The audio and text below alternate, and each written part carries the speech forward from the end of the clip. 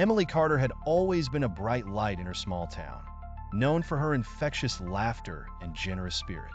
Growing up as the eldest of three siblings, she shared countless adventures with her parents, who worked hard as a nurse and a school teacher.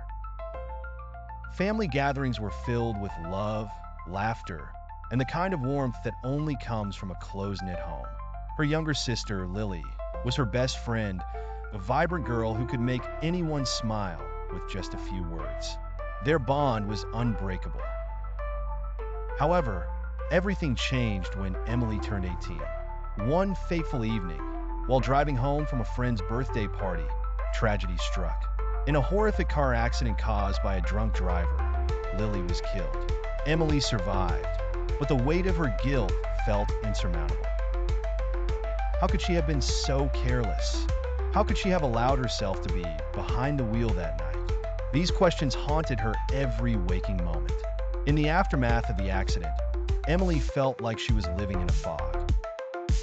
The girl who once thrived on social interactions now shied away from her friends and family, isolating herself in her room. She would sit on her bed for hours, staring at the walls, the silence deafening.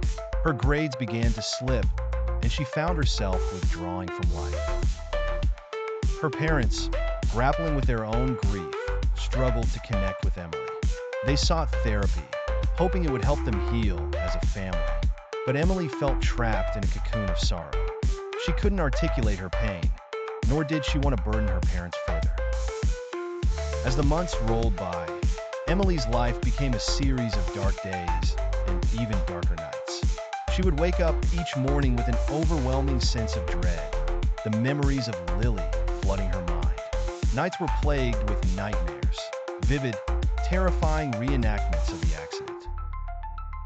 Friends who had once been a constant in her life began to drift away, unsure of how to support the girl who had once been the life of the party. One day, while wandering aimlessly through a local bookstore, Emily stumbled upon a self-help book on grief.